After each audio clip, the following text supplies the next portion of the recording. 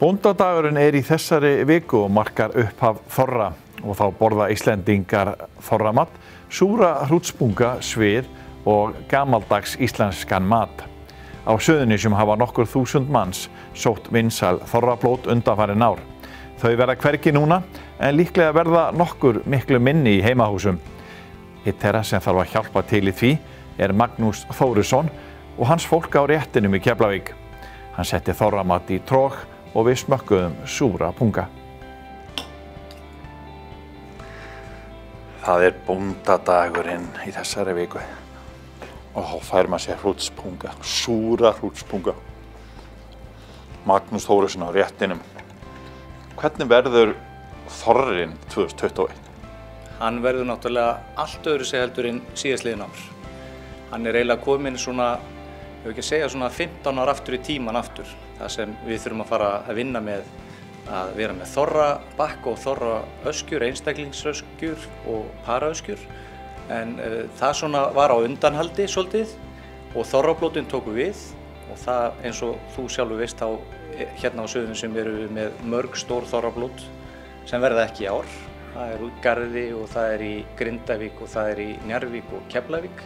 Ég held að þetta séu mörg þúsund manns þegar við teljum þetta allt saman. Þannig að við þurftum að eiginlega fara bara á byrjunreit aftur og við hérna sem sagt bjóðum upp á allar þessar öskjur núna í ár. Þannig að verða núna bara fullt af litlum þorrablótum í heimahúsum? Já, það eiginlega þannig. Það náttúrulega bara þessi þorrablót sem við bjóðum upp á fyrir 10 til 20 manns og svo koma þessar öskjur og bakkar mjög sterkt inn. Þannig að þetta rosalega sterk hefð hjá Íslendingum. Þorrinn ákaflega skemmtilegu tími, hvað matinn allavega varðar. Já, þetta náttúrulega, við erum búin að alast upp við þetta í 100 ár og hérna, ég held að við Íslendingar höfum verið mjög duglegir við það að koma þessu á framfæri til unga fólksins okkar og sérstaklega með þessum þorrablótum stóru sem við erum að halda. Að sjálfsögðu verið að bjóða upp á aðra hluti þar líka eins og pottrétti og jafnvel einhverja steik. En það samt gaman þegar maður mætir á svæðið og að útskýra þetta fyrir unga fólkinu hvað við erum að bjóða upp og að það eru mjög margir sem eru tilbúnir í að smakka þetta allt saman. Unga fólki að borða, hvað ég var að segja, svona kannski súrmatinn? Nei, það minnst af því. Ég myndi segja að það væri bara mjög fá prósent af unga fólkinu sem fer í súrmatinn. Það eru bara þeir allra hörðustu sem fara í hann. En það gaman að sjá þegar unga fólki að taka sér harðfisk og smakka hákarl, að sjálfsögðu saltkjötið og jafnvel hálfan sviða, kjamma og svoleiðis. Þannig að fá sér bara rófust uppstúð með, þannig að það bara yndislegt. Þetta hefur kannski komið fram í þessum stóru þorrablótum sem hafa verið gríðarlega vinsæl hérna á Suðurnesjum eins og þú varst að nefna og þú ert nú búin að vera þáttakandi því að vera með þorramatinn á nokkrum af þeim, risastórum þorrablótum. Hefur þið tekið eftir því að unga fólkið það svona fara í hangikjötið og eitthvað svona þægilegri rétti, getur við sagt? Já, sjálfsögðu. Þau eru náttúrulega að fara að mestu leyti í svoleiðis rétti en það kemur mér alltaf jafn mikið óvart að sjá hvað unga fólki samt duglegt akkúrat á þessu kvöldi þegar þau fara á þessu stóru blót í góðum vinahópi að svona að mana sig upp í að smakka þennan skemmtilega mat, þessa miklu og gömlu hefð. En svona ef við tækjum, ef ég spyrði út í vinsældir, eitthvað sem í þorramat sem kannski svona flestir að borða, hvað vinsælast? Já, ég myndi segja náttúrulega bara í þorramat, þá það náttúrulega hangikjötið og saltkjötið, sviðasultan, það náttúrulega fer gríðarlega mikið magn af harðfiski og það fer svo mun minna öðru, sko. Hvað þegar ég var að spyrja súrmatinn, eru ekki margir að borða hann? Já, sko, ég myndi segja svona fólk yfir fertugt, það mun duglegri við að smakka matinn heldur en þeir sem yngri en fertugt. En svo eru bara fullt af grjóthörðum einstaklingum sem fylla diskinn af súrmat og koma 2-3 ferðir í hann. En þetta samt svona hefð, þú veist, á stórum þorrablótum þá kannski 20-30% af fólkinu sem að fá sér súrmat og mér finnst það samt mjög gott, sko, að við séum að halda þessari hefð inni, að ná að halda þessu 20-30% sem smakka þetta. Ég veit þú byrjaðir bara rétt tvítugt í kokkerínu. Áttu góða sögu frá Þorramat? Varstu með góðum mönnum að gera þetta þegar þú varst ungur maður? Sko, þegar ég útskrifast rétt rúmlega 20 frá Hótel Sögu, þá vissi ég ekki hvað Þorramatur var, eða neitt að því tagi, sko. En ég lenti bara strax á mjög góðum stað. Ég lenti hjá Axel Jónssoni upp í Matalist sem hann rak þá á þeim tíma og fekk góða eldskírn í því hvernig ætti að gera góðan Þorramat. Og við fórum í Hvalfjörðinn alltaf einu sinni ári, í sláturhúsi þar í Laxá, sóttum punga og allt það sem tilheyrði og suðum og settum í súr. Þetta gerðum við í mörg ár, þannig ég lærði mjög vel. Hvað uppáhaldið þitt? Að þessu, mér finnst þetta bara í dag allt bara mjög gott. Ég reyni bara að fylla diskinn minn af sitt lítið af hverju og hérna fá mér smakka af öllu. Ég ætla að fá mér einn annan.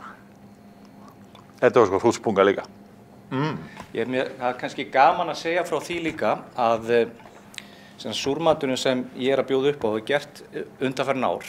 Ég reyni yfirleitt að hafa hann í súr í heilt ár. Eins og þið vitið, það er oft þannig að súrmaturinn er ekkert sérstaklega súr. Þannig að ég á alltaf góðan skammt þegar þorrinn er búinn og geym hann í heilt ár, skipti á hann reglulega á mánaðarfrestu misu. Þannig að þessi súrmatur sem er hérna og pungarnir, þeir eru búin að liggja núna í súr, í misu, í heilt ár. Og þetta er náttúrulega meinhollt. Já, það er það. Mikið prótín í þessu og þetta er bara kalk og orka fyrst og fremst. Magnús, í venjulegu árferði ert að fá mörg hundruð manns hérna í mat á réttinum alla daga. En hvernig er veiruárið búið að vera? Hvernig er veiran búin að fara með reksturinn hjá þér, getur ég að spyrja? Já, þetta var náttúrulega mjög athyglisvert ár, síðasta ár. Byrjaði náttúrulega mjög vel eins og hjá flestum, það er mikið að gera alls staðar. En svo náttúrulega bara skrúa fyrir það í byrjun mars og þegar COVID skall á okkur. En ég er mjög heppinn og við erum mjög heppin hérna á réttinum. Við höfum haldið okkar viðskiptavinum nokkurn veginn. Þetta fór náttúrulega þó nokkuð niður, en við höfum svona haldið á síðasta ári svona 70% af okkar viðskiptavinum. Við gátum bara breytt gír og fórum að senda meira bara inn í fyrirtækin í bökkum og fólk sótti til okkar. En mestu leyti þá var hérna salurinn hjá okkur, hann var lokaður meira eða minni í hálft ár.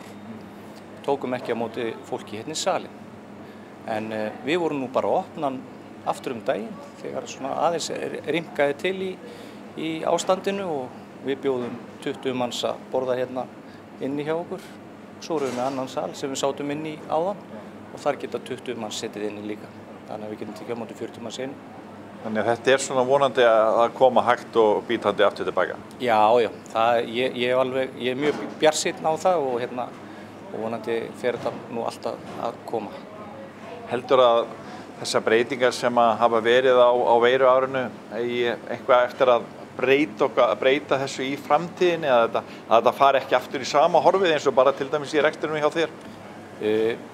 Það er svona margt sem maður séð í þessu ástandi. Það er bara til dæmis það að pöntunarkerfi hjá okkur, fólk panta meira á netinu og pantar í gegnum síma og vill að þetta sé tilbúið og við erum kannski komin aftur á þann stað að það hefur verið að keyra matnum meira út eins og gert var fyrir mörgum árum. Þannig að það er svolítið að koma tilbaka. Ég sé bara líka, mér finnst bara gaman að sjá þegar viðskiptavinir mínir koma hérna inn núna hvað fólk tekur þessu alvarlega, þrífur á sér hendurnar og spritta sig og ég einhvern veginn hef trú á því að það sé líka komið til að vera. Já.